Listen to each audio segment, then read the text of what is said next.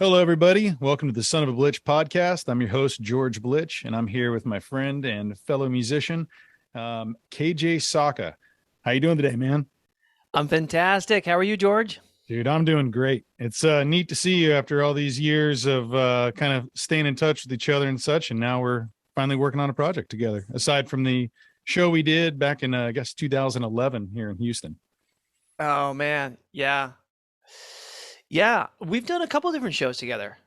I guess, yeah, we did one in Dallas. I remember that was the first time I met you. The promoter, Steve Armstrong, brought you out. I know he's trying to get us and Dead PA and you to play some gigs there. That was about That's right. 2 weeks before you had a major announcement. You said you were joining this group and you couldn't tell us who it was. And I think we guessed all dinner and you just kind of kept shaking your head and nodding. And that was 2 weeks later, you announced that you had joined Pendulum.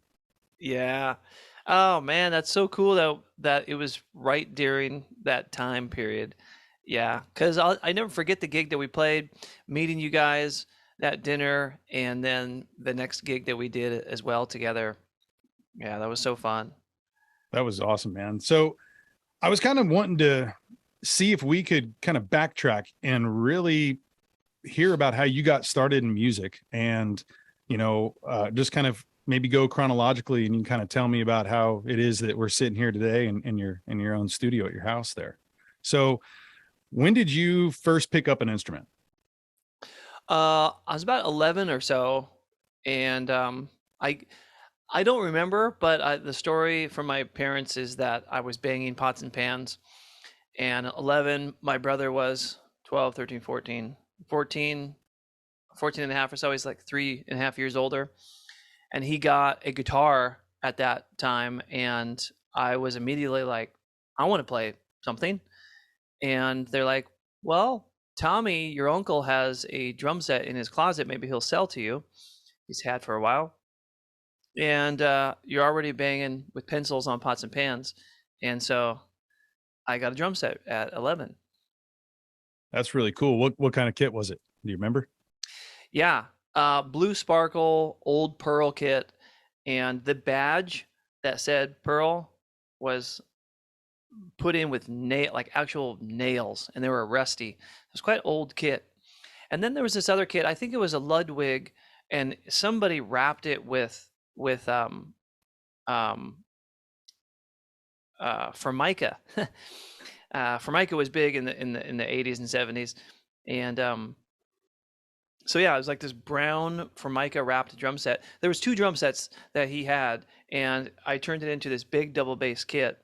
Saved up my paper out money, about $300 I think at the time, which was a ton. I think it took all summer to make that, and I felt really good about doing that. And I played and played till my fingers bled. No doubt. Um, did that did you end up playing with your brother, or were you just kind of playing on your own? Or were you playing to some tapes or CDs at the time? What was your kind of or were you just going all out on your own? My brother and I started jamming together in our bedrooms, and it was tons of fun learning. We had a a teacher named Jay Roberts out of Seattle, and he's this legendary guitar player. Well, his father is a legend named Howard Roberts, and he started a legendary um, guitar music school called the Musicians Institute in LA. It's called MI, really prestigious school.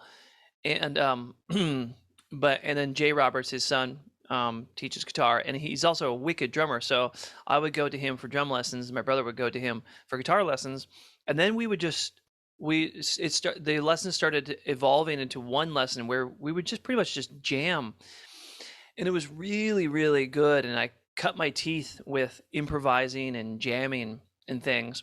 I also listened when I was really young. Just got the drum set. I would just have Metallica, Iron Maiden, Black Sabbath just pounding in my headphones, and I would just be jamming. Probably sounded horrible because it took forever just to play the first beat. It took a whole summer to be able to play boom, crack, like the beat number one in the rock cookbook. Right. And but once I learned that one beat, it really took off from there. That's awesome. And then did you guys ever play in a band together, or when was the first forming of your first like band that you were, jamming with? My brother and I, we didn't really form a band. We played with a bunch of people, and not a bunch of people, like several people. A couple of his friends tried to kind of start a band, sort of, but we were really young, and I was when that started happening, I think 14 or 15 or something like that. And no one wants to be no adult wants to be in a band with a 14-year-old. So, but it was like, we did some fun recording projects and things. And that was the first time I got to hear my drums recorded. I'm like, oh, wow. Okay. I need to tighten up those double bass drum notes for sure. And then it wasn't until, like, my brother and I would try to write songs and stuff, but the recording capabilities were really limited back then. We had a cassette recorder. We had a DAT recorder, like it was pretty big. My brother saved up his money and showed up with this 8-track DAT recorder. DATs are just these tiny little cassette recorders with actual tape, and which seems so freaking foreign today, right? I know. I have a whole box full of them here in my office, and it's like I will never probably listen to those again. Yeah, there's the little DATs, and then there's the big ADATs, which is basically like a VHR, VHS tape. And that was the first digital medium, actually. That was the first. I remember when Primus came out, I think was Sailing the Seas of Cheese. It sounded so different and so like digital, and apparently they used ADAT for like the very first time I heard of it. But it wasn't until I was in middle school, so 9th grade. So our middle school was 7th, 8th, 9th, and then high school was 10th, 11th, 12th. So I was in middle school.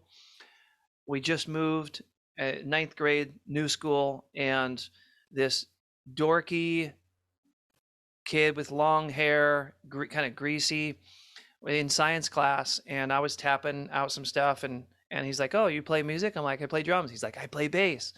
And so it turns out he lived like a stone's throw from me and just across the woods. So we would carve this path in the woods, running back and forth to our houses, from our houses.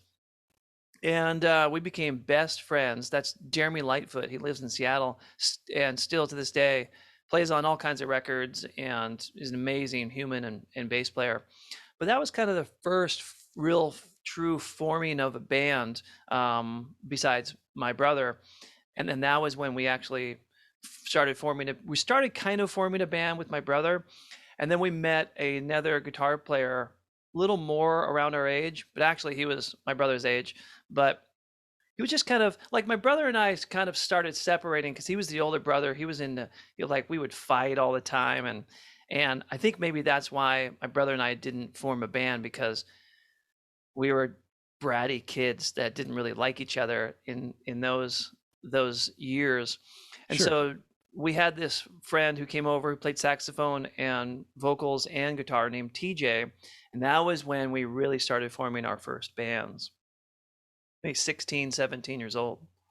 Did you guys have a name that you went by? We called ourselves Umaguma, named after the Pink Floyd album. Umaguma, yep. Umaguma. I think right. Both are right. And then we changed it to Fuse. There was already a Fuse in Seattle. And then Umaguma, yeah, Fuse was first, and then we stuck with Umaguma, and we made a cassette. We passed it around high school and stuff. And we played a few parties. We actually played several shows in North Seattle at this club. We'd show up on Sunday nights, and we could only be on stage and outside of the club. That was it. Because we were like 18 or we were like 16 or 17. And I thought we were like, that was it. Like, we're going to be rock and roll stars. Like, we got gigs now. This is amazing. And we didn't care about bringing people to the club. Like, none of that mattered. The only thing that mattered was we showed up with our gear. We pulled from our house. We set it all up on stage. Took forever. and we got it all mic'd up, and we freaking rocked out, and we're like, this is it. And we got some killer recordings. So that cassette tape recording was from a live recording from that show. It was called the China Club. And oh, man, that's still some good stuff. We were heavily influenced by like Primus at the time. Dave Matthews Band, I think, was just coming out, and Carter Beauford, the drummer, was just super sick. Amazing. And yeah, for the most part, we were kind of trying to recreate Primus, really. I understand. I was in a band that did very similar stuff too. So I totally hear you. That was that era. There was a big influence. Oh man. Was does that recording, is it out in the world for people to hear? It's not online. It should be online. I still have the cassette. I could maybe try to get it in a digital form. That would be pretty amazing to hear that, actually. That'd be pretty cool, man. Yeah. I'd love to hear that for sure. Yeah. So then after that band, what was the next kind of iteration of a group or music or recordings that you were doing? Jeremy, the bass player, he wanted to do a little more rock stuff. And then, I mean, so did I. But when I heard drum and bass, I was about 18 years old. And TJ's cousin was over from the UK. And he brought over Logical Progression, which is drum and bass, a bunch of other drum and bass stuff. I heard Crystal Method for the first time, which are American, I think. DJ Shadow for the first time, which is American, and a bunch of other kind of UK electronic music. And when I heard that fast tempo drum and bass beat, real simple, just boom, ga, boom, ga, boom, ga, I like boycotted guitar for a really long time, and because that's all I wanted to do. And so since my brother was a guitar player, Jeremy got more into rock, I started kind of isolating myself, started buying some keyboards, PA equipment, drum machines and things. I always had like a decent paying job because my dad taught me construction. So even at an early age, yeah, right out of sight of high school and during high school, I would work for my dad for odd jobs and stuff. So I was always able to kind of afford with my own money extra drums and cymbals and stuff. And then I started really collecting all this electronic music gear. And then TJ and I started working closer and closer because I wanted him to start making his guitar sound like a keyboard. So he bought every guitar pedal imaginable. And then our friend Alex, we met, he's a saxophone player, and I kind of gave him some of my keyboards and showed him how to play some of these bass riffs, and he was all about it. And so the three of us formed this band called 94th Street, and that was when, so Alex and I think we met on 94th Street. We lived on 94th Street, and we called our band 94th Street. And that band had some success in Seattle, and we had just one record out, but we played live on KEXP, which was the big radio station there in Seattle, and that is online actually, and it's cool. It's all drum and bass stuff with vocals. It's kind of like ska meets drum and bass almost. Cool. Yeah. Yeah, I'll definitely have to get a link from you on that one. Yeah. So were you playing in, because like I know I used to play in a lot of clubs and such, and then when I started playing electronic music, there was kind of more of the rave or the dance type venues that kind of were a little different than the rock stuff. So were you playing at, like, what kind of venues were you playing at when y'all were doing that? Was it different than your typical rock stuff that you were doing, or was it kind of like the rave side? Or we still didn't know much about the rave stuff. Like when I heard the music, I didn't realize anything about the rave culture, dance music culture at all. And so I was still in the rock scene. So the gigs that we'd play were some local bars and a couple clubs that had a variety of rock music and things. And we were, to me, we were blowing people away. They're like, whoa, this sound and these keyboards like mixed with guitar and these fast drums. This is crazy. And it wasn't until I found this underground drum and bass night in Seattle that Alex and we started going to. Actually, wait, no, that was in high school. We started going to the drum and bass night. Okay, yeah. So I started going to the drum and bass night and dancing with my friend Forrest and learning how to dance to drum and bass, and that really helped to like inject the rhythms inside my body to help play the drum and bass beats. And there was a big disconnect though with the music that I was making, which was still kind of in the rock live music world, and then dance DJ scene. It took a really long time to finally connect and play some shows where some actual people from the DJ club came and saw my band. And yeah, that was a huge disconnect for many, many years. And was that 94th Street that kind of was that part of that crossover? Yeah. Okay. And then was that the band that you took kind of playing in your, because I know at some point in time you kind of started producing tracks and doing stuff as KJ Saka. Was there any groups between those, or was it kind of you started eventually getting into your own thing? And so there was another band called Siamese around that time. Was Siamese? I'm trying to think if Siamese was before. Siamese was out. Okay, so 94th Street kind of broke up, which totally sucked. But that's what happened back in the day.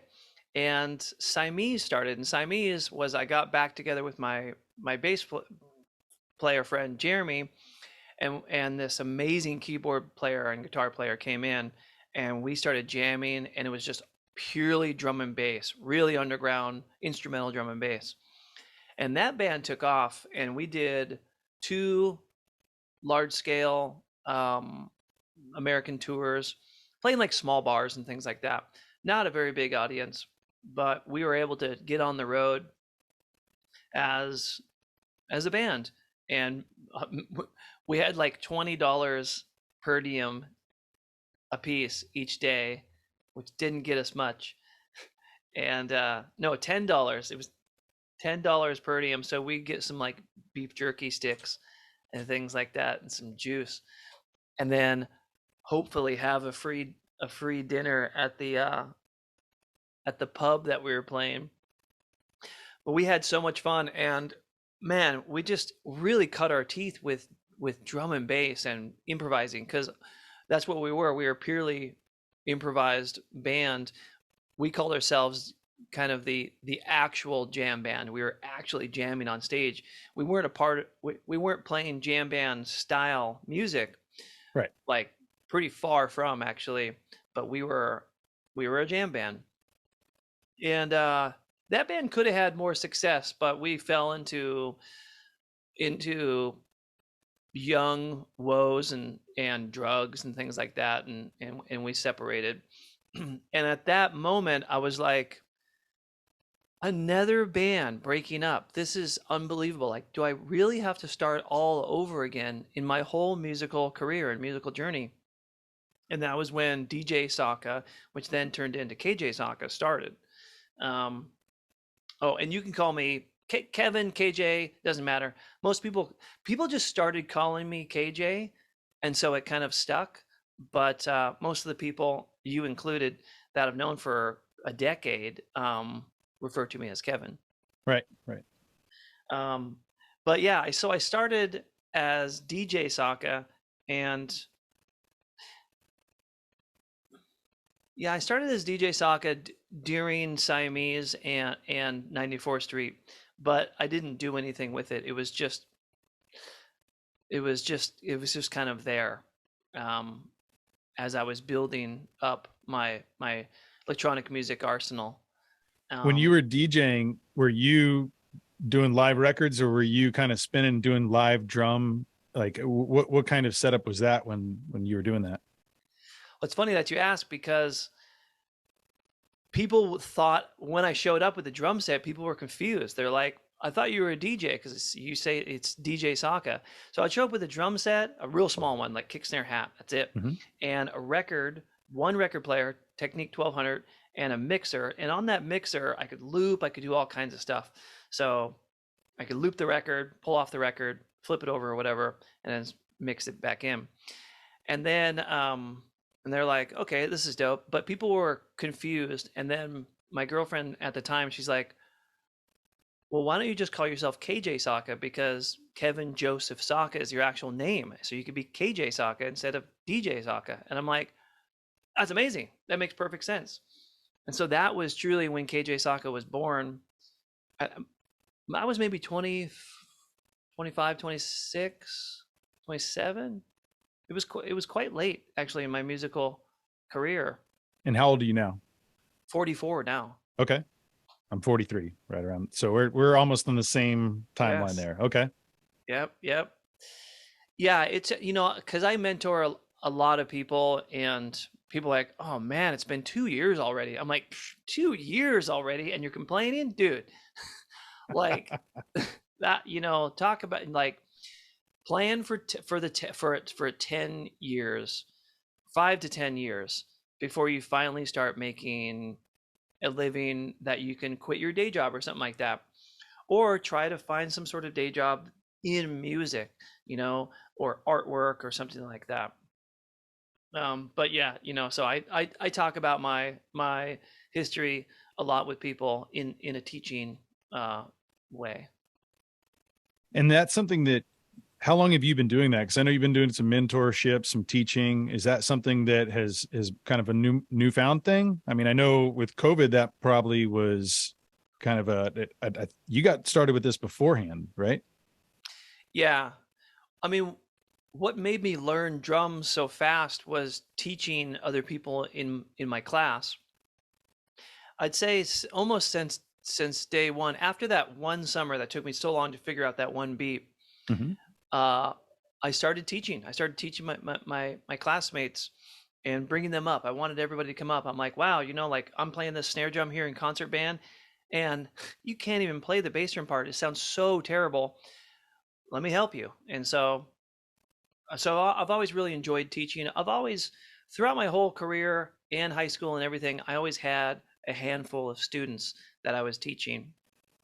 I had a larger handful of students, and then tour started breaking that cycle. I Sure. was no good at trying to hang on to my students and to then go on the road and then come back. I was terrible at it. I had to learn how to do that, and it's still challenging. The tour life can be challenging, but thanks to online services and programs and Zoom and Calendly and other management devices, it's so much easier to hang on to my digital business as I go on the road. But before COVID happened, I had several handfuls of students, and some of them might be once a month, some might be a couple times a week. I was doing some guest artist mentorships at the Musicians Institute in LA that I was talking about, and that was really amazing. I was able to do a proper drum clinic there, and I did the commencement speech there for the graduating class, and it felt really good, kind of being this big artist, mentoring these kids who go to this prestigious school, and these kids are really, really badass at what they do. These are not beginner students. This is like the very last step before they kicked out of the nest and on to becoming a professional musician, like Nice. joining Beyonce, like big stuff. And it was a real honor to be a mentor there, to be asked to be a mentor there. And that helped my mentorship and teaching kind of, it kicked it up again. And it saved me too financially, because when COVID happened and everything just went on pause for a really long time, I still had these students who all went online. And then I really ramped up my online business all through COVID, and still to this day. And now it's a pretty big pillar of my entire career. Yeah. No, and as you know, you are aware, and you know, now everyone else is, I went and signed up for an hour session, and I got some more sessions lined up too with you.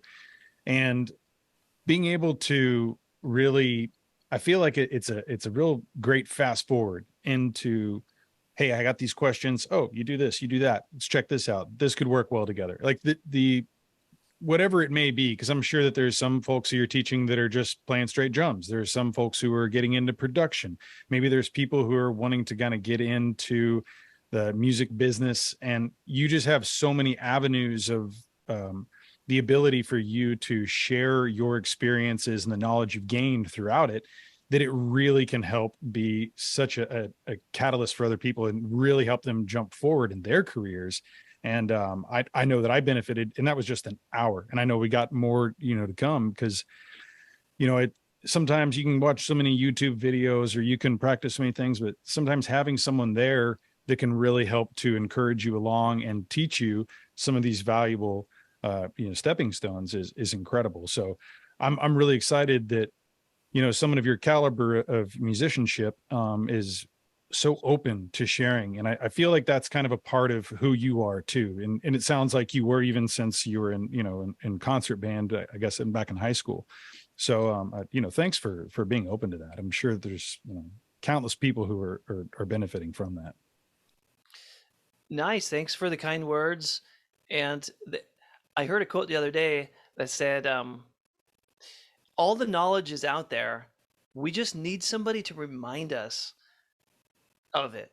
And it was so powerful, and it really resonated with me, because it is true. Kind of to what you're saying on both sides of it. So there's all these YouTube videos, and if you just put in the right search criteria, you're going to find a pretty amazing YouTube video on what you're looking for. Sure. At least I do. I find it right away. I'm like, bam, that's how to do that thing. Perfect. Yeah. Yep. You know, and so there's not very many secrets out there for whatever it is you're trying to do, but it's having someone who you can rely on, and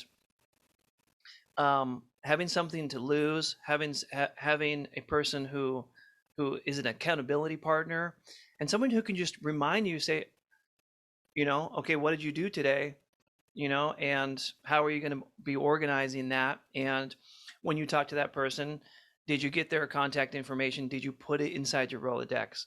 You know, like, what are you doing now? What is your next step? And those are, you're not going to find really that type of information just by watching a video. Sure.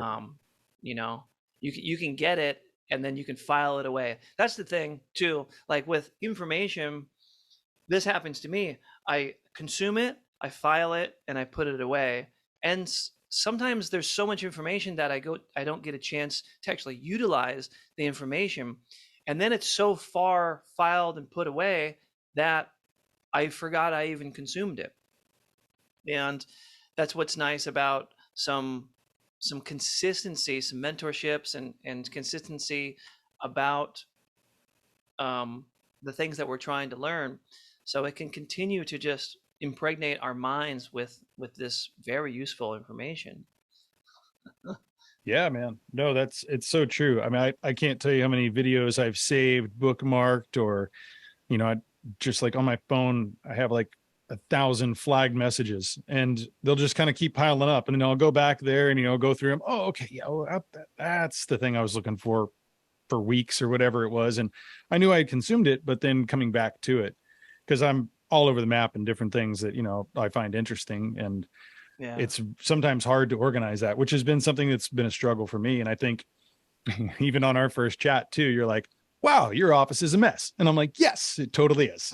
And I was in between moving things out, but that little thing like triggered me. The next day, you would be amazed at how clean that office was. No way. But it like, that little kind of thing jump started me, because I was like, yeah, there's things here that I need to get to, but I might not know where it is.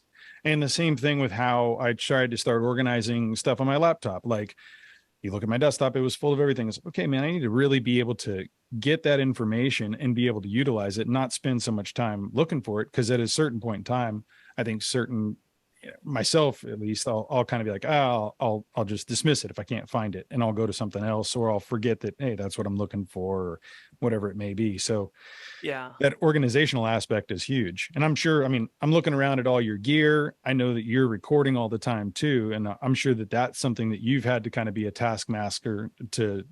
Is that something you've always been kind of an organized person, or? Yeah. Yeah. And then at one point in my life, I started getting really, really disorganized, and things were, it was like a jungle in my studio. It was like the city landscape. So there would be piles of stuff piling up like skyscrapers on every single surface. And it wasn't until my wife, she looked at that and she's like, "This is insane." And I'm like, "It is insane." And I've never been like that since then. That was maybe 15 years ago. um, if a pile starts to accumulate of just stuff, manuals, a part for the camera, a cable, just random things, I just, it might sit there for a little while, but eventually or fairly quickly, I'll deal with it and I'll organize it and put it away. And most of the time, I don't even need any one of those things for a really long time. Maybe next week I'll need that part for the camera, that lens or something like that. But everything kind of goes in its place. Plus, all this stuff is pretty valuable, and we live in Las Vegas, so it gets quite dusty too. So I'm always dusting things and stuff, and it helps the organizing process. Just like, oh, that's pretty dusty. Let me just take my paint. I just have a paintbrush and I just dust things, because it gets real dusty here. Here in LA, very, very dusty. Probably in one day is like a month of dust in Seattle. You're in Texas though. Does it get quite dusty there? Yeah, there's certain spots that definitely does. I'm just outside of Houston. I'm in a little suburb of Houston. Nice. But yeah, we'll go out to my ranches and spend some time out there, and that's a different story. The wind gets kicking, so That's a different type of dust. it is indeed. So I wanted to go back to when you were talking about you were touring and your like even like per diem and stuff. Was that a time when, was that your self per diem, or were you picked up on a label? Because I know when I first saw you perform, you were going out, and I'm assuming that a lot of promoters would call you up, hire you out. Was this something that you were managing your own gigs for a good long while, or did you always kind of have someone else helping you with that, whether it be a record label or a management team? I mean, I know it's a different ball game where you're at now, but when you were kind of starting out and touring and doing this kind of stuff, what did that look like? Kind of, hey, we want KJ. Then what's the next step with that? Were they contacting you directly, or? Yeah. Even now it is still like back in the day.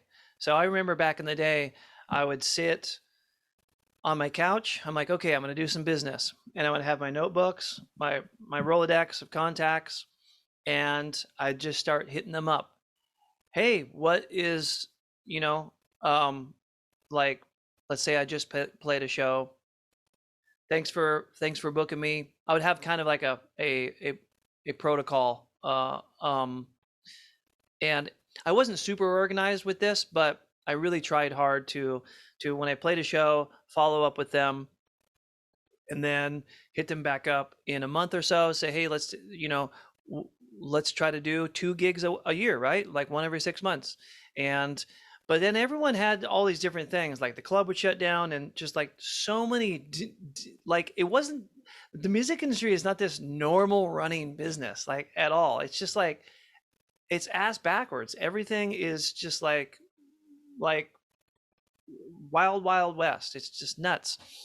One company you might work for or do a gig for a promoter, and then the next month the promoter is no longer in business for whatever reason, or the club, or and then so I would sit down on my couch like once a week and make a bunch of calls, make some text. I think text just started. This was way back. This was 2000. 2002, 2003, 2004, 2005, something like that. Yeah, that's right. When I started with Dead PA. So I'm right on track with you on these things. Yeah. Right. Yeah. And everything was handwritten, and there was no was there a laptop? Yeah, there was laptops. But everything was kind of handwritten. And so I always had some sort of manager, some sort of person who I could bounce ideas off. And my manager for a really long time, this amazing person, Brian DeWade out of Seattle, he runs a club now, and he's just a really awesome guy. He actually runs the same club that Siamese got our start there at. It's called the Loft. It's called the Monkey Loft now. He lived there, and he that was actually playing that show. One of my friends was like, "Hey, you should come to this loft tonight. A bunch of good players are going to be there. You might be able to jump on the drum set. It starts at 2 a.m. It's like after hours." Okay, cool. And then it was like 4 a.m. The band was winding down, and I'm like, "Hey, can I jump on the kit?" And he's like, "Yeah, okay, sure." And from that moment, literally everything happened. It was crazy. People were like, "Whoa, like, look at this guy drum." And then this guy PK started to get on the bass, and then Brian came out, because Brian ran the loft and lived at the loft. He came out and he's like, "Dude," he's like, "you want to come back next week?" I'm like, "Yeah." And so I'm getting goosebumps just talking about it. So Brian and I had this connection ever since then. And he's like, "How can I help you?" I'm like, "Manage me, I guess." And like that's just such the classic thing, is like, "Hey, I'm your manager," or "I manage this person." I'm like, you have a manager? Like, what? This isn't a business. This isn't a money making business of any kind, and you have a manager. It's crazy. That's kind of the thing, though. I don't know. Like, since the dawn of time, musicians, like, oh, just keep on playing music. Just, don't, I'll handle the business, and that's where everybody goes wrong too. Like, musicians need to understand what the heck is freaking going on with their financials, with, like, you can't have any part of your life in disarray, especially your financials.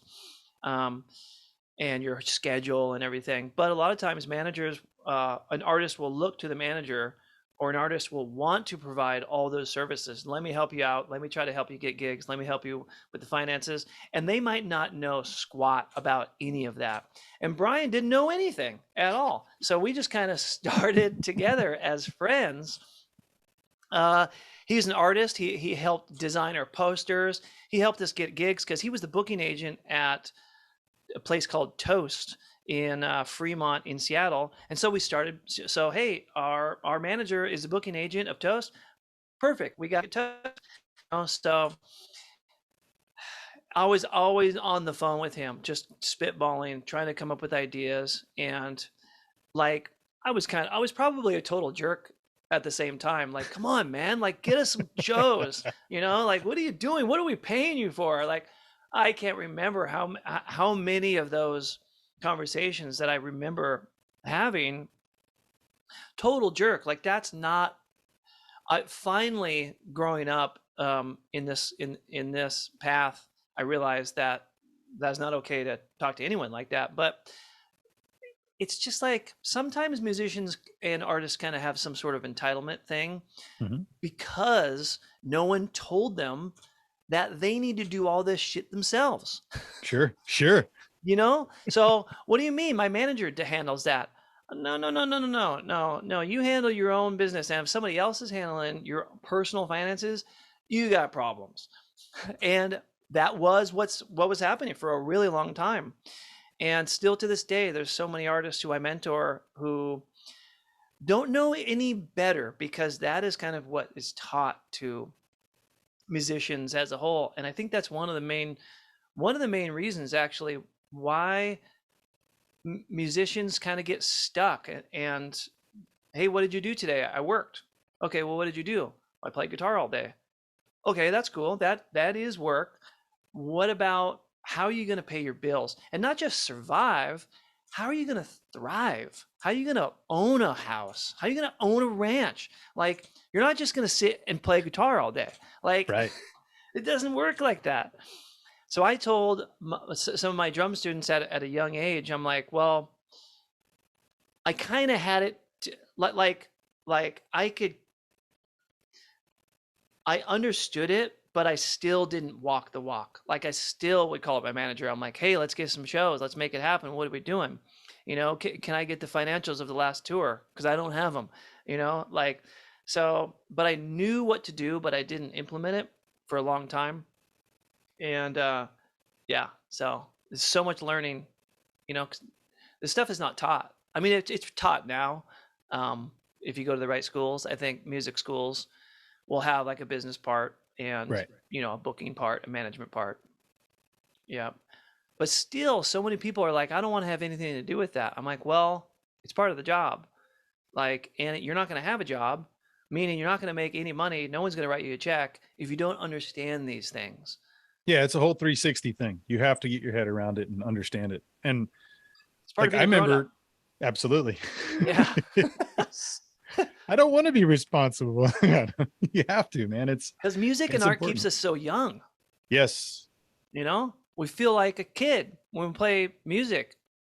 Oh, absolutely. I Right? mean, it reminds me of like summer days when I was like in elementary. You know, I'm looking at my kiddo now and I'm like, oh, you're having like the best life right now. You're doing like going to camp, friends, swimming, all these things. But when I play music with my friends or even on my own, like, but especially with my friends, like I feel that same type of energy and happiness. And but it is coupled with those things of like, yeah, you do have to pay your bills. You do have to have all the other responsibilities, you know, and especially as a family man now, it's like there's a lot of different responsibilities that come where music isn't my first and foremost. And I've purposely been okay with that. And that's kind of it's funny. It's like the last gig that we played, I think it was called Mayday back in 2011 with, you know, you and I playing here in Houston. You headlined, we were right before you.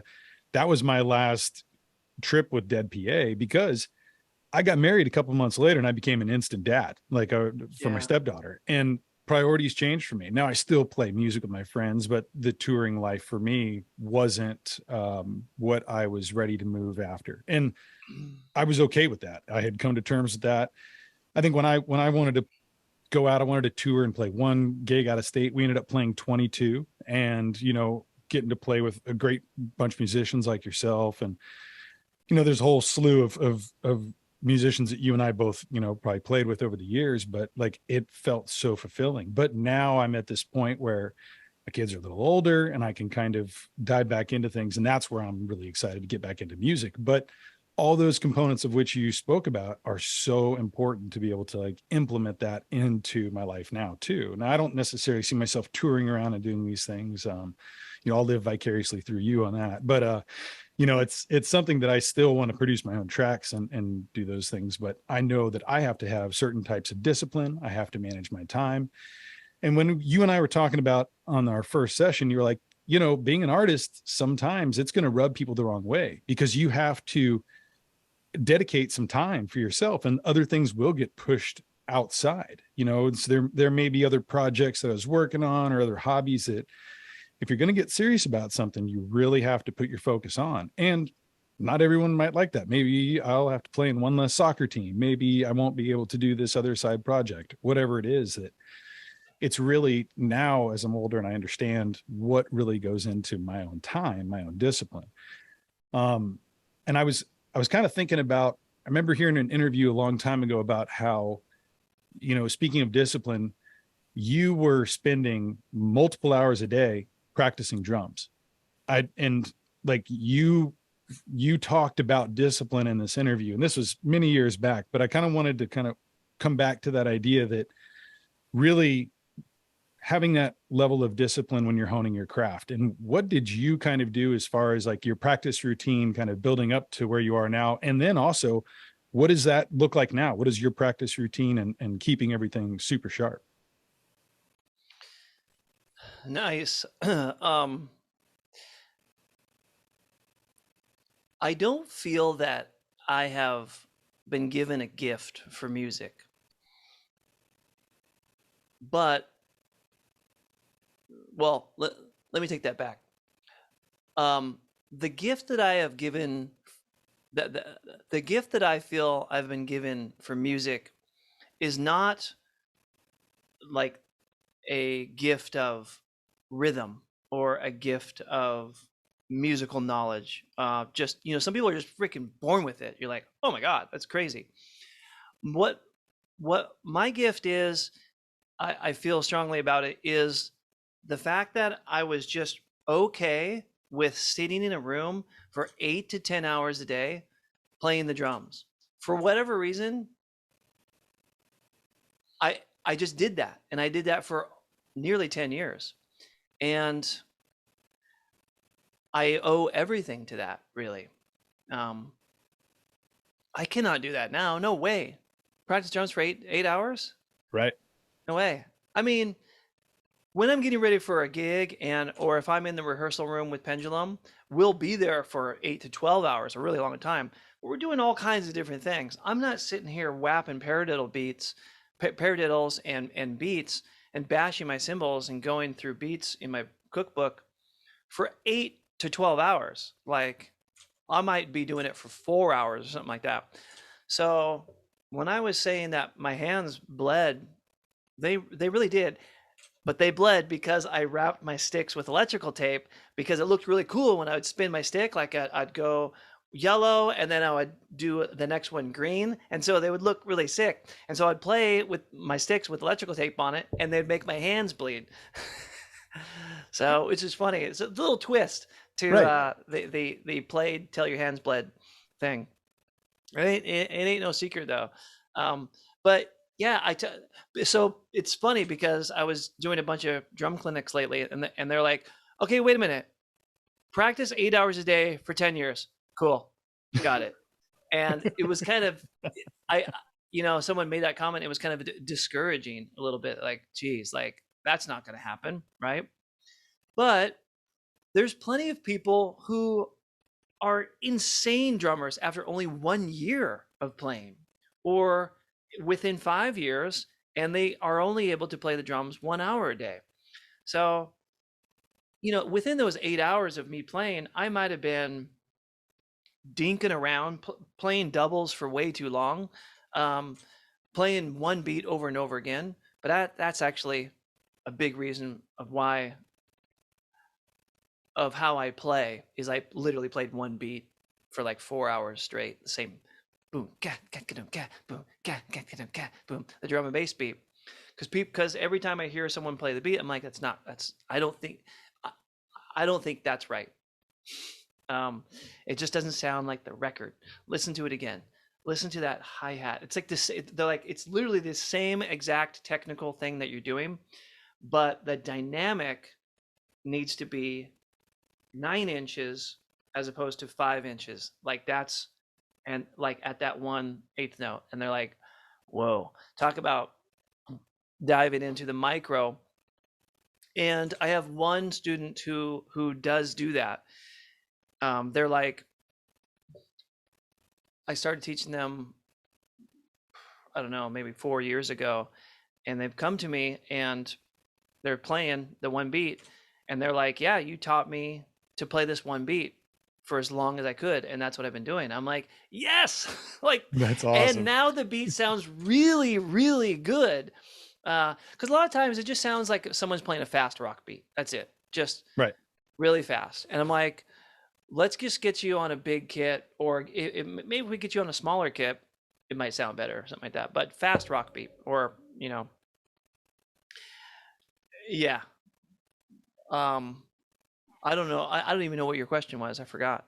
Oh, just talking about like your discipline, because I know that you had spent many hours of like practicing and kind of perfecting an art. I mean, especially in this style of music where, my own experience is, you're playing something where, with the rock band, you guys can kind of slow down and speed up sometimes, and it can still work.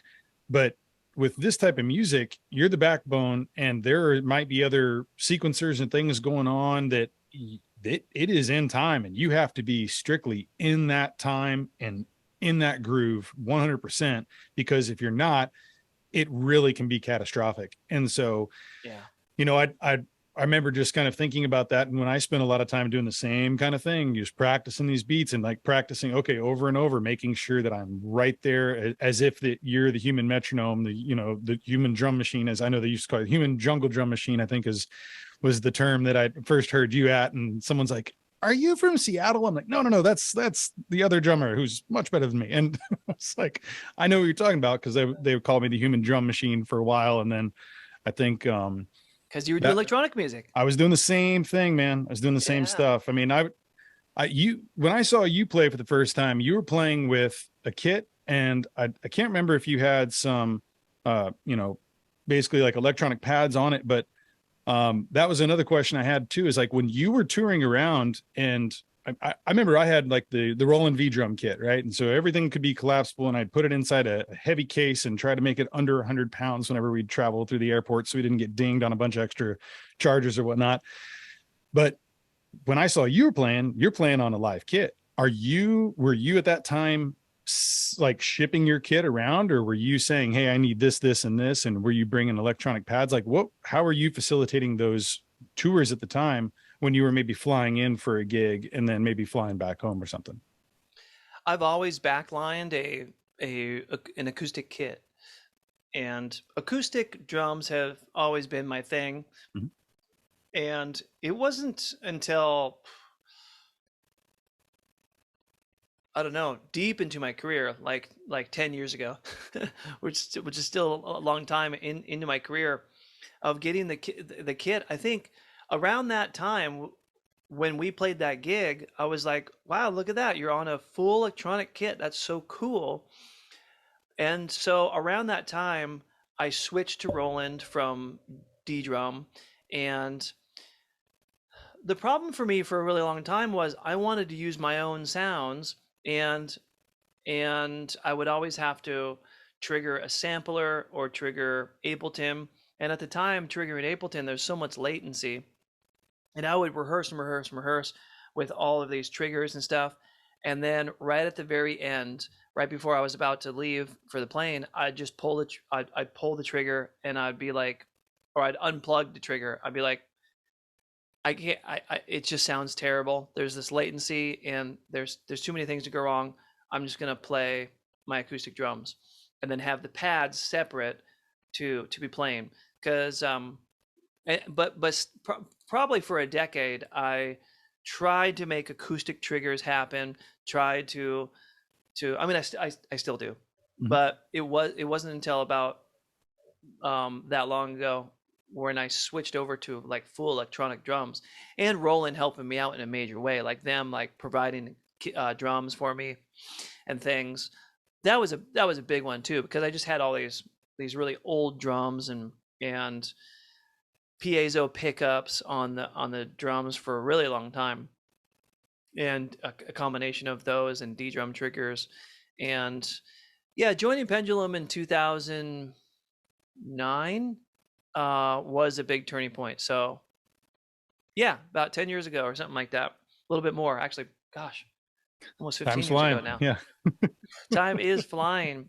And yeah, so about 15 years I've been doing more electronic based stuff, but still holding down acoustic drums. I mean, on all my streams, it's full electronic kit.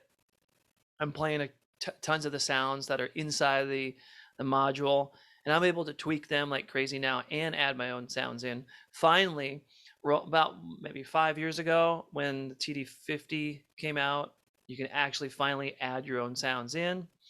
But before that, they came out with the SPD SX, which is the most popular drum pad in the world, and you could add your own sounds into that too, which is so cool. But before that, I was triggering variety of samplers and MPCs and things like that.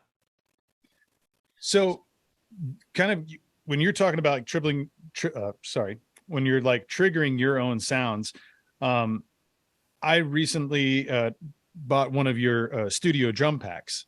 So I know that you're creating your own loops, sounds, and then you're basically taking these and putting together as a packages for different uses with software, digital audio workstations. When did that begin? And like, can you kind of walk us through the process? Like some people who might not understand what that exactly is, like kind of, you know, for the layman, how is it that you were recording these, bringing these out to the world, and what exactly is a drum pack? Yeah, so I've been making drum packs since 2006, I think. A drum pack is it's like a toolkit for songwriters, producers. So mine consists of like hundreds of drum loops and in variety of styles, time signatures, and tempos. And a lot of times there'll be snares, kicks, hi-hats, cymbals all chopped out called one shots, and they're in a folder. And then a producer can just go into, when they're inside working on a tune in their DAW, they can go to my pack, open up the snares, and they have 100 snare drums there that they can choose to produce with, and same with kicks and cymbals and things like that. Or just throw in a drum loop, boom, you have a tune. A KJ Saka loop, that sounds good. I'm looking for a drum and bass tune, a drum and bass beat. Grab KJ Saka drum and bass loop number 1 and put it in there. Sony made this DAW called Acid, and they would come up. They had all these sound packs and on CDs. You could get them in Guitar Center and things like that. And they called me up. I forget how I met them. I think they were based in Seattle, actually. Called me up and said, we'd like you to do a loop and sample pack. Have you ever made one before? I'm like, no. And it was funny because I forget the person's name, but he was like, now this might slow you down on making actual original music. I just want you to know that. And I'm like, really? Huh. Okay, cool. Thanks for telling me that. Well, it did. It is a major contributor to like I was making these albums, one album a year. I was doing really good. And when I made loops and samples, it just opened up this whole new world. I'm like, wow, I can be an engineer and a person who provides tools for producers, not just an artist. Because being an artist, it's cool, but like it's all about us. It's such a selfish thing, it's can't help it. It's the me show at all freaking times. But making tools for producers, I get to kind of step back a little bit into like a producer role, kind of behind the curtain role almost, and actually get actual money, because Right. still even back in 2002, we were hardly making anything from CDs because they cost so much to make. And so, and then so those actual dollars, I'm like, wow, this is an actual product or actual project that's paying money, and I get residual money from it too. Like, this is amazing. And then shortly after that, I think that same year, Ableton, I did a bunch of clinics for Ableton, and they're like, would you like to make a sample pack? And that's when Mad Beats came out. And the highest downloaded pack on their site still to this day. That's awesome. Free pack. Yeah. And that really helped my career out in a major way. I kind of got on the map as a drummer, as a loop maker, as a drum and bass loop maker. And my music, like it was in parallel, and it started to kind of just take a little bit of a back seat, my actual KJ Saka music, with what I was doing with drums, drum technology, providing services, providing the loops and samples. And then when I joined Pendulum, KJ Saka kind of took the back seat as well. But I was okay with that, at least at that time, because I'm playing drum and bass on the main stage. And that's always been my slogan, is I want to play drum and bass on the main stage. Every time I go to the festival, this is back in 2010 or before, drum and bass was always on the side stage. There's no drum and bass, or there's no drum and bass at all. And house music is always on the main stage. I'm like, when is drum and bass going to be on the main stage? I want to play drum and bass on the main stage. That's my goal. And then, bam, Pendulum calls me up, and now I'm playing drum and bass on the main stage. So, in front of hundreds of thousands of people on any given weekend. Oh yeah, right when I started, our warm-up gig was 6,000 people. I'm like, warm up. Yeah, our manager, he's like, yeah, we're gonna do a little warm up show in Plymouth or something like that in the UK before we do. I forget what it was. I think we went on did we go on a tour, the UK tour before we did the festivals? I can't quite remember, but all I know, the second show was 20,000 people, and the first show was like 6,000 people. And I have never ever played in front of that type of crowd. I played with BT. When Pendulum and I met, we were at Ultra Music Festival, 2005, 2006, something like that. And I was playing. I was actually playing on the stage with BT, and that was big. And before that, I was playing on the Today Show, the Tonight Show, Ellen DeGeneres and stuff with Blake. We did some really big stuff with Blake. We played in front of thousands of people, but not festivals like Pendulum. That's Blake Lewis, just for folks who don't know, who was one of the amazing artists that performed on the American Idol and became a runner-up. Many people remember his beatbox, kind of ska. Awesome musician. And it was amazing. We had Break Another was the single that we were pushing. It was quite the ride. And it's funny. I try to tell my students this same thing, because when Blake Lewis was popping and we were doing these huge shows, and when I just joined Pendulum and we were doing that first circuit of shows with me, my life changed, but then my mind started changing too. And I was like, this is it. Like, I've made it. I'm a professional musician. And I even share a little bit of how I was feeling when we played that last show together. I was like, I felt like I was kind of a dick. Like, why isn't there more people here? Like, what's going on here? I don't understand. Because I just got off these huge shows, and it took a while for me to understand that for the rest of my life, I'm going to be playing small shows, medium shows, and large shows. And when I do a drum clinic, there's going to be 10 to 30 to 40 people there, max. That's it. It's a drum clinic. There's drummers. It's not going to be 1,000 people. Like the biggest drummers, the most popular drummers in the world, that's what a drum clinic is. It's very small. It's a small community. Everybody talks to each other. So it took me, also another conversation I had with my friend when I came back. He's like, hey, do you want to book some AriSawkaDoria shows? It's our jazz project, conglomeration of our names. And I'm like, yeah. He's like, okay, what do you want to try to get? I'm like, well, I said like $2,500 or something like that. I forgot what I said. He's like, dude, we've never gotten that much. I'm like, well, I want to try to get that. And he's like, we're not going to get that. You just came off the road from Pendulum. Maybe we could try to get some Pendulum fans in there, but we're a jazz band in Seattle. Like, I don't think even that much money is going to come through the door. Like, how are we going to get that much? And we started talking and kind of arguing, and he's like, you know what? It's just it's ego right now, is all it is. And I didn't understand it at the time, but I was like, huh. I finally got it. I was like, my jazz band is worth so much money because of how many people we can bring in. You're only worth as much as your fan base is. However many people can show up to the gig, that's how much you're worth. That's it. It's really simple math, actually. It's so simple. And if you feel bad about it, about not filling up a 500-person room or even a 50-person room, well, it's just your ego. That's all it is. There's nothing else that can explain it. You're just only worth a certain amount. You should feel good about that. It's not a bad thing. It is what it is. It's just simple math. And I finally understood that, like I had to get beaten down a little bit. And I think a lot of people, this happens a lot. I see it a lot in some EDM artists and DJs.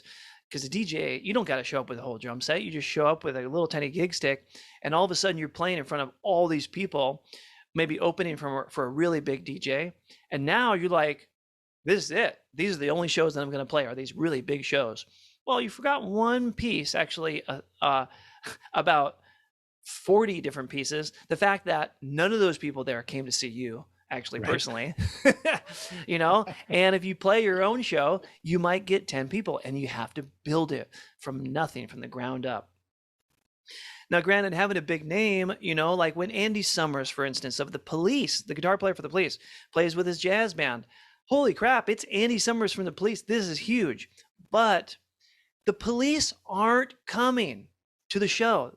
Sting is not going to be there. Stuart Copeland is not going to be there. It is only Andy Summers and his jazz band, and only a certain amount of people are going to show up. They're not going to fill up a stadium. And that's just the way it is. And I said that in a drum clinic recently, and people are like, whoa, you know, maybe Sting himself will fill up a stadium Right. by himself. But Andy Summers he's an amazing musician and has had a really great career post the Police in his jazz band. Jazz is small. Jazz is not filling up. Even Miles Davis, if he came back from the dead, he would not fill up a stadium. It's jazz. Yep. You know, But you'll have those hardcore fans that will go to each one of his shows or something like, and you connect with them. And I'm sure that you probably at some point too. And I think I recognize this because in one of the gigs that I saw you play, I was filming you at one of the Dallas shows there too. Maybe there was 200-300 people, but I felt like you played with the same tenacity and vigor as if there was 2,000, 20,000 people, that you kind of gave it your all. And when artists can come to the table and like, I remember we played at a Bay Fest, and I think there was about 2,000 people in front of us and did PA. And it was like, wow, man, we've, it's one of those, we've made it, we're playing in front of all these people and everyone's jumping out as far as I can see. And then we go and we play like Port Arthur, Texas, and there's like 8 people at this biker bar. And we put on the same intensity of show, and we got 8 fans that really, next time we played somewhere, they were coming to see us because of what we played. And I always felt like that was something that you had too, that, it's not like, there's only 200 people here, I can take it easy. Like, you would still bring that same intensity. And I'm sure that that's still part of, like, whether you're in a drum clinic of 30 people or whether you're playing in front of 150,000 people, like you made this summer, like, you are still, as a professional musician, and you're playing professionally, you're bringing everything to the table to that. And that's something that I always respect. Some folks, they don't ever get checked on their ego, and they don't catch up to the idea that, you are, each gig is a different gig. And however, like you said, however many people are coming through here is how many people that are coming through. Yeah. Yeah. Teaching has definitely helped, keep my ego in check. I was kind of avoidant of teaching for a while. I'm like, teaching is just like, have you ever heard the term, what is it? Basically just those who can't teach. Those you can't teach. Yeah. And you know what? That is a bunch of freaking horse shit. It is. Because the teaching is actually the ultimate thing that I think that you could provide to this world. Like, taking something that you say or something that you do and helping somebody else's life, trying to improve somebody else's life, that's what we all want. We all want our life to be better. We all want, like, even if it's in the search for God, let's say in religion, why are we really searching for God? Because we want our life to be better. We want the best life that we can possibly do as we go through life. Well, if somebody, another human, can make your life better, that's the ultimate freaking gift. And when a band is playing on stage too, and everyone's like loving it, their lives are being better, or becoming better ideally, or they're inspired or whatever. And I used to think that that's what I wanted to do. That was the gift that I wanted to provide for people, is be on stage, hopefully changing people's lives from stage. And that was it. I didn't want to be teaching. But what I realized was teaching, it truly is the human to human connection that I was missing, actually, and making my ego grow in a bad way. And so teaching is grounding, teaching is egoless, like, I'm not trying to get students because I'm KJ Saka and I've done all this stuff. It helps, of course, bolster the brand, but I have something that I'm trying to offer, which is improve this person's life. That's it. No Right. matter where they are in their development, you know, beginning, middle, or a master. I have students who are drum teachers themselves, and I'm helping them trying to get more students. I'm not trying to take their students. I'm trying to help them get more students, which is a totally crazy thing. It's a teacher's teacher. That I feel really, you know, I feel profound. Like it's incredible. I can't believe I'm even doing that. I'm teaching some teachers. This is amazing. I'm only 44 years old. Like this is nuts. It makes me feel good. That's great. As it should, man. As it should. Yeah. Oh man, that's incredible. I was going to ask you too, as I'm kind of asking each guest that I have on. And I feel like maybe you probably answered a little bit of it with the idea of teaching, but like the legacy that you want to leave behind, and kind of what that means to you, and how you define that. What is it that you want to be able to leave for future generations, for other musicians, for your students? You know, what is it that you feel is an important thing that you have the ability to, and that you want to leave behind for others? Legacy is an interesting concept that I've been pondering lately. And one of my mentors online says he doesn't really believe in legacy. He is pretty hardcore about it, which I'm not. But he's like, when you die, you're going to be forgotten really quickly, and it's just the way it is. You know, people are going to go to your funeral, or they aren't, and that's it. People are going to move on with their lives. And I'm like, oh, just like, it's just true. It's so brutal, but Yeah, they move on. They're still living. You're it's not. just, yeah, it's like simple math. You know, it's just simple human, like being a human. It's just the way it is. Like we all have our lives, and if this person dies, that's horrible, and they're no longer in existence, and it totally sucks, but we move on. But legacy is something that can, you know, keep my name alive, anybody's name alive. And so it's just my music, my recorded music, hopefully can live on. Hopefully it can continue to change people's lives. My loop packs, I hope to continue to inspire and have producers use my loop packs as a tool to get their desired outcome. And I hope to move people forward in my mentoring and teaching. I really feel that is my legacy. That's wonderful, man. And I can see all those things happening for you right now. And, you know, the idea that someone can be able to use one of the loops you've created years down the line, and that, so part of like what you've done is now exponentially growing in other tracks. And I'm sure some folks will share some of those things with you. Hey man, I used your beat, check it out. And I'm sure that must be a fun experience. Be like, all right, man, I was a part of that track, even though I wasn't in the room. Like, that's right. Totally were. Yeah. Anytime somebody says, man, I use your beats all the time, or yeah, I use your loop in this song, I'm like, like, this is why I'm doing it. That's so cool, man. And people need that stuff too. I always tell people that, you know, some people are like, oh, you know, how do I get all these fans? You must have a lot of fans, and fans, like the word fan. I'm like, if one person is in the room and is being moved by you, they're a fan. And really all you need is one person, because that's the concept of music, at least in my mind, is you play music, and as the creator, and then there's a listener, and there's always somebody listening. There's always somebody that has the potential to hear your music, and your music has potential to change their life in some way. So there's always that connection. So I feel that people, well, my saying is all you need is one fan, and to change somebody's life, or to change your life. I forget what I said. I guess it's not a slogan. I guess I got to figure that out. Tighten it up, man. That's fine. It's fine. Spitball. But I totally hear what you're saying, because I always feel like, you know, that type of symbiotic relationship. And I feel it most when I was performing live or even in the audience. Like for one particular musician, Michael Fronte, who Michael Fronte and Spearhead,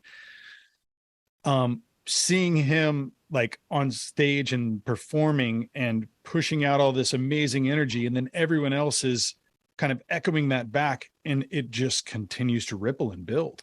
And I remember seeing that when I was, in the front of the stage, whether I was playing drums or I was, doing work on the mic, and trying to get the crowd riled up. And then in turn, it like fed me to want to put out more, which fed them, and they put back more, and it just kind of was building. And that kind of high that you get from that interaction, whether it's one fan you're looking at, 80,000, whatever it is, that type of, it's still musical, is that individual experience. Each person takes it in themselves. So you have that, the group thing when you're all together, but you're still hearing it with your own two ears, and whether it's a record you're listening to or a live show. But I definitely, I'm attuned to that idea of that one fan and what that can do, because I'm always one fan in the sea of others when I'm watching, Fronte on stage or one of my other favorite bands and such too. So it's a big moment. You're one fan in a sea of others who are experiencing the exact same thing you're experiencing. Yep. Yeah. Yeah. Music's a powerful thing. It is, man. It is. Yeah. It's the greatest. Yeah. For folks who want to dive into your musical catalog, I know that you've played with a lot of groups. Obviously, you're in Pendulum. We haven't really talked on Destroid, but if you can give me a quick little synopsis and where people can find you with that. I know you're also back with Blake Lewis playing with the Private Language. That's right. You guys just put out a slew of tracks. Did you record a full album, or do you how are y'all doing, like an EP? What did come about with that? Currently, yeah, we have a whole album done, and we're putting them out as singles. And I think we've dropped our fifth one. Afterglow, we just dropped, and the video is out as well. I'm not sure when this is going to be going live, but the video will be out, and we have a ton of others. We're ramping up to do some more singles and then release the entire album. And you can check us out at theprivatelanguage.com, all spelled out. You can check me out and everything at kjsaka.com, and I'm KJ Saka on all the socials. Easy to find. The only exception is Facebook, where it's official KJ Saka. Somehow I can't switch it back to KJ Saka official, which is funny. Yeah. Oh, and Destroid, yeah, that's we when people ask about Destroid, I say Destroid will never die, which is totally true, because we haven't played for many years, but it's Excision, Downlake, and we had a really, really good run, and we almost blew the stage up at Lost Lands. I think the first year, was it the first year? Yeah, and there's still a ton of loyal Destroid fans out there, and anytime I mention the word Destroid, it just stirs up a whole frenzy. It's one of those bands that it's going to be kind of a legacy act that will spark up now and again. But yeah, a lot of bands, and there's only so much time, so trying to keep them all afloat. Now, when you were performing with Destroid, so I'll put in some links too, because really I feel like visually people need to understand what happens when Destroid comes onto a stage. So lights are off, the music starts, and you guys are coming out, and then what does the audience sing? 3 alien robots on stage with I look like the Predator. I've got braids that have lights in my braids, full costume from head to toe. We have big boots on that have lights in them. Jeff and Sean are up there playing these crazy MIDI guitars that have lights all over them. We have low line fog shooting out from our boots. We have lasers. We can shoot lasers from our gloves. And I'm on this insanely big double kick drum, all electronic kit with 2 laptops and it's wild. Now, Playing the meanest dubstep stuff you've ever heard. It's so dirty. It's so awesome. I love it. I was wondering because I remember whenever I'd get done playing a set, there would be Lake George. I just sweat pouring off of me. And I saw you in that and I was like, there must be some type of air conditioning system or cooling system that's in those suits for you guys. Yeah. Otherwise y'all would melt away. What keeps you cool when you're jamming in those? I guess it's the same little neoprene shirt that a NASCAR driver would wear, which is a workout shirt that it's got this little water thing that that goes around, kind of like a floor heating or floor cooling, and it cools our chest. It's this heavy shirt with a cord coming out of it, and we plug it into literally like an ice bucket, and it filters cold water through, and that lasts for about 5 minutes and then it is not cold anymore. It is hilarious. It feels really good too. Like when that comes on, it's a strange feeling. It's really strange. Have you ever had an IV and like a vitamin C IV? You ever had one of those? Yeah. You get hooked up, you're like, oh, you could feel it through your whole body. It's kind of like that, and it's just cold, and kind of makes you have to pee a little bit. You're like, whoo, this is awesome. And then in 5 minutes we get used to it, and then we're like, this is so hot. Yeah, but there's our tech we had like several techs like eyeballing us the whole time because we have cords hanging off of us. There's so much that can go wrong. It's really hard to see out of our mask too, like crazy hard. Can barely look down because when we look down, our chest plate will hit our mask. We can only look down so far, and we can only turn our head so far side to side. It was really funny. We could all talk to each other. We could talk to our techs, and it's hilarious because like we're singing the bass lines. We're like ba ba ba ba ba ba ba ba ba. Like the talking is louder than the music, and we're all just laughing while we're playing the most serious freaking music with expressionless masks on, and no one has any idea what the conversations we're having while playing the show. It's ridiculous. Oh man, I wish there was like an audio recording of you guys to just be able to play. We have some. We have some. It is funny. Yeah, like I'm tangled up, and I'm going, okay, guys, here comes the drop. Are you guys ready? No, hold on, I'm not there yet. I'm like, well, there's no stopping it. Get over there. Get to the stage right. And then we're like, careful, guys, on your right. There's gonna be some CO2 blasters, and then watch out behind you. There's gonna be fire, and it's just like nonstop. And then we're like making fun of each other, and it's good banter. That's awesome. That is so awesome. One other group that I know you've done some performing with too that I want to touch base. I want to kind of get some of the major ones you've been playing with as Illenium. Sorry, I always say it wrong. So he does his own stuff, and then you started to come in and produce tracks or play live with him. Kind of give me that quick rundown.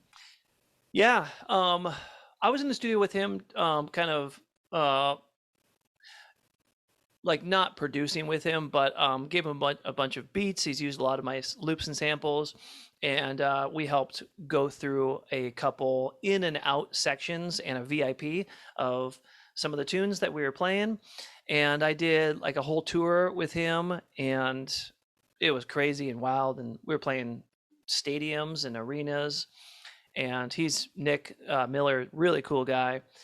And what a badass. He's just constantly coming out with hit after hit after hit. Yeah. I'm like, I don't know how you do it. He's like, oh, check out this new one I got. I think it's gonna be pretty good. I'm like, the vocal. I'm like, how did you do that? Because he's not a schooled musician that started, like, he just started music because it kind of saved him because he got into drugs, and he it's public knowledge, and he has shared that with people. Mm-hmm. And in only a few short years, he's starting to make Illenium style music. Now, this is a really big, he's a huge inspiration for so many artists out there who you don't necessarily have to go to music school. You don't have to be proficient in sound design and music theory and be a master of rhythm and or bass player or guitar player or piano player or whatever. He did it. And what he did was head down 8 hours a day producing music. And now look at his career. What a story. He's got a big story. And actually, a lot of his fan base are not, which is huge. And a lot of his fan base are not there just for his songs. They're there for his whole story, which is really remarkable because they have a connection to that. And so I tell a lot of people that too. I'm like, what is your story? It's not just about your music. It's about how you grew up. It's everything. And honestly, that's everything for anybody's business too. I'm starting to really connect the dots for people too, that music is not really any different than if you want to start a plumbing business or you want to start a fishing and a store with tackle and bait or something like that. I mean, of course it is, but there's still so many basic business fundamentals apply that you need. Okay, now you got to get custom. You got to create a product. You got to have a distributor. You have to bring customers in. You got to have sales, marketing team, branding, all this stuff. It's all the same stuff, except music is way harder to make money.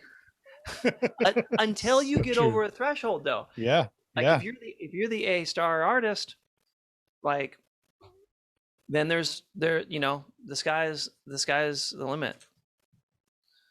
You know? That's true, man. No, it absolutely is true.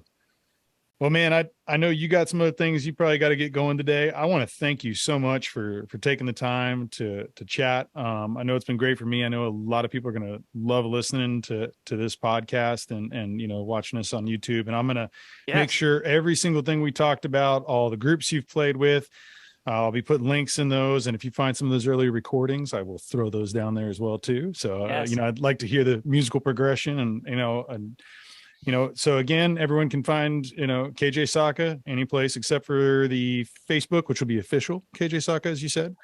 And your other groups, your private language is out now. Got Pendulum, Destroid.